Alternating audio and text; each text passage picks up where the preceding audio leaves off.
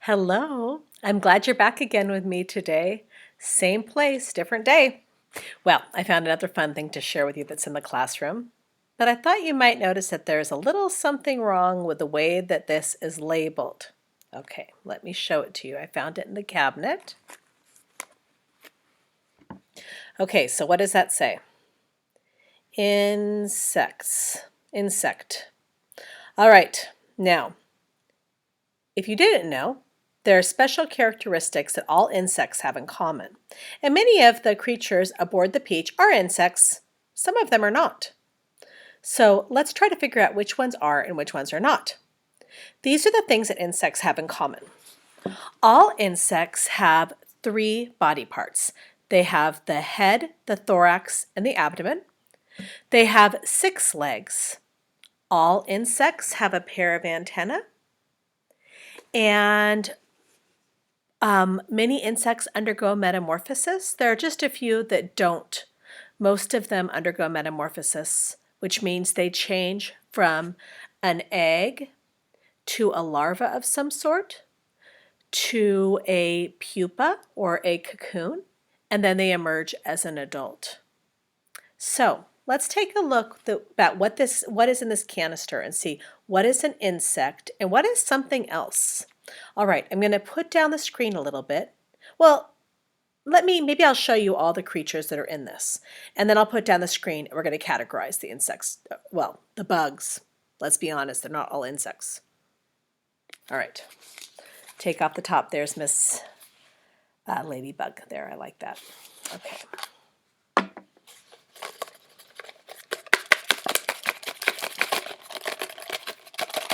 Okay, so here is the first creature in there. That's a caterpillar. Does the caterpillar have 6 legs? Looks like it's going to my mouth. Does the caterpillar have 6 legs? Oh no, it has a lot more than 6 legs. Okay, let's put him down. I'll show you what I put down here in just a moment. All right, here is the next one. A spider. Does the spider have 6 legs? I see 8. Let's put it down here. A scorpion. Does the scorpion have 6 legs? It does not. It has 8 as well. Oh, the old green grasshopper. Does he have 6 legs? Let's turn him. 1, 2, 3, 4, 5, 6.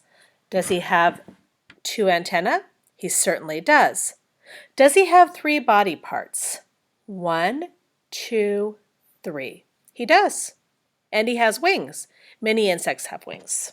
Okay, I think that he might be a valid insect. Let's see what else we've got in here, though. A dragonfly. The dragonfly is a little curled up. He's been inside there for too long. All right, let's take a look at his legs. Can you see 6 legs? I can too. Can you see 3 distinct body parts? Me too. Now, he doesn't have any antenna. All right. Oh, here's the rascal. Here is the centipede. Does the centipede have 100 legs? 1, 2, 3, 4, 5, 6, 7, 8, 9, 10, 11, 12, 13, 14, 15. Well, I do know that some centipedes can have 15 legs on one side, so how many would they have on the other? 15. 15 plus 15? 10 plus 10 is 20, and 5 plus 5 is 10. 30 legs altogether. Does an insect have 30 legs? No. Okay. Oh, look at this cockroach. Blech. I don't like cockroaches. They have antennae, though. Now, their body parts, they do have 3 body parts, but the body parts are hidden by the wings. And then here are the 6 legs. Zzz. The bee. There are the antennae. You can see on the back the distinctive 3 body parts and the wings and the legs, 6 legs.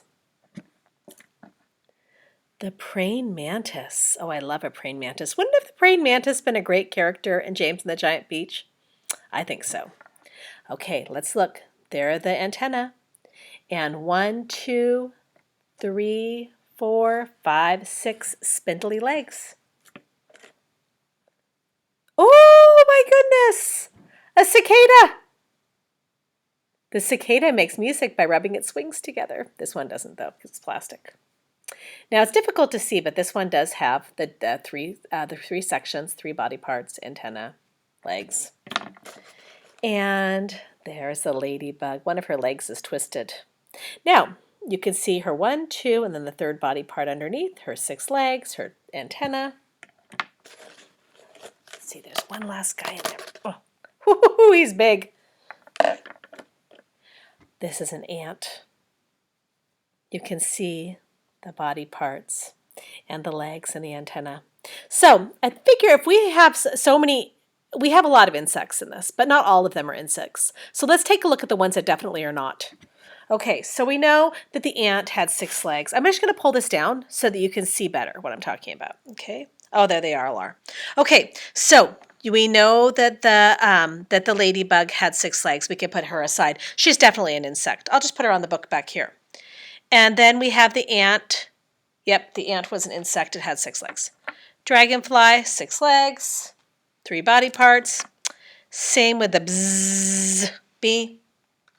And the hop, hop, hop grasshopper. Put him over here on the book. And then what else do we have here? Oh, we have the cicada. The cicada had 6 legs. We'll put him over here. And we'll put the wonderful, this is one of my favorites. We'll put the praying mantis over here. And let's see what else. What do we have left here? Let's see. Oh, the cockroach. That was an insect. I know that. Okay. So I've got a label here. I'll just put the insect label right here because those guys are definitely insects. I don't think we need to. We don't think we need to question that. But then here are some. Here's my bookmark. Let me put that aside. Here are some that I definitely do question. Like, I don't know. Okay. So let's take a look at this one. Do you remember when we talked about the silkworm yesterday and how the silkworm undergoes metamorphosis? Metamorphosis is a fancy word for change, and many insects undergo metamorphosis. This is one of the stages of metamorphosis. When the silkworm is an adult, it becomes a moth. And a moth has all the characteristics of an insect. It has the 3 body parts, it has the 6 legs, it has the antenna. So even though this caterpillar does not have 6 legs, it will when it's an adult. This is just one of the stages in its development. So we're going to put this over with insects. But what about these guys? What about the scorpion and the spider? They both have 8 legs. The scorpion and the spider are both arachnids. They are arachnids. And arachnids are different because they have 2 body segments. 1, 2. They do not have antenna. They have 8 legs. They don't have wings. And actually both of these bugs are in the same category. They are both arachnids. And then there's one more, the centipede. And the centipede is not an arachnid, and the centipede is not an insect. The centipede is a myriapod. A myriapod. And the centipedes and the millipedes are both myriapods. And myra means a lot, and pod means leg. A lot of legs. What an appropriate grouping for the millipedes and the centipedes. Maybe even the rascal centipede would agree, because he does have many legs, even if he cannot agree with everyone that it's really 100. Or that it really isn't 100, right? All right, kiddos, thank you. Let's peel off these insects and read a little bit more of James and the Giant Peach. I'm going to sit back in my chair. Okay. Let's see. Oh, you know what? I actually started from the end. Let me start from where I left off. Excuse me. Let me find it. Here we are. Silkworm, yelled James. Quick, start spinning. The silkworm sighed, for she was still very tired from spinning all that silk for the seagulls, but she did as she was told. I'm going down after him, cried James, grabbing the silk string as it started coming out of the silkworm and tying the end of it around his waist. The rest of you hold on to Silkworm so I don't pull her over with me, and later on, if you feel 3 tugs on the string, start hauling me up again. He jumped and he went tumbling after Centipede, down, down, down to the sea below, and you can imagine how quickly Silkworm had to spin to keep up with the speed of his fall. So can you visualize James now, tied to a string and going after Centipede? We'll never see either of them again, cried the ladybug. Oh dear, just when we were all so happy, too. Miss Spider, the glowworm, and the ladybug all began to cry. So did Earthworm. I don't care one bit about the centipede, Earthworm sobbed, but I really did love that little boy. Very softly, the old green grasshopper started to play the funeral march on his violin, and by the time he had finished, everyone, including himself, was in a flood of tears. Suddenly there came 3 sharp tugs to the rope. Pull, shouted the old green grasshopper. Everyone get behind me and pull. There was about a mile of string to be hauled in, but they all worked like mad, and in the end, over the side of the Peach, there appeared a dripping wet James with a dripping wet centipede, clinging to him tightly with all 42 of his legs. What a relief. He saved me, gasped the centipede. He swam around in the middle of the Atlantic Ocean until he found me. My dear boy, the old green grasshopper said, patting James on the back, I do congratulate you. My boots, cried the centipede. Seriously, James just saved his life, and he's concerned about his boots. Oh, that centipede. Just look at my precious boots. They are all ruined by the water. Be quiet, the earthworm said. You're lucky to be alive. Are we still going up and up, asked James. We certainly are, answered the old green grasshopper, and it's beginning to get dark. I know, it'll soon be night. Why don't we all go down below and keep warm until tomorrow morning, Miss Spider suggested. No, the old green grasshopper said, I think that would be very unwise. It will be safer if we stay up here through the night and keep watch, and then if anything happens, we shall be ready for it. The author Roald Dahl is using a technique here called foreshadowing. Do you have kind of an uncomfortable feeling at the end of this chapter where you know something maybe bad is going to happen next? Because they talk about how it's getting dark and Green Grasshopper's going to sit on top of the Peach just to keep watch in case something happens. Roald Dahl is doing that purposely as author to give you a feeling that you just can't stop reading. I can't just stop reading here. I want to find out what happens next. Chapter 27. James Henry Trotter and his companions crouched low together on the top of the Peach as the night began closing in around them.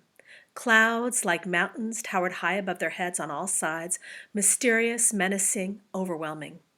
Gradually it grew darker and darker, and then a pale 3/4 moon came up over the top of the clouds and cast an eerie light over the whole scene. The giant peach swayed gently from side to side as it floated along, and the hundreds of silky white strings going upward from its stem were beautiful in the moonlight. So also was the great flock of seagulls overhead. There was not a sound anywhere. Traveling upon the Peach was not the least like traveling in an airplane. The airplane comes clattering and roaring through the sky, and whatever might be lurking secretly up there in the great cloud mountains goes running for cover at its approach. Do you think there's something secret living in the clouds that we never see because we're in an airplane? But the Peach, ah yes, the Peach was a soft and stealthy traveler, making no noise at all as it floated along.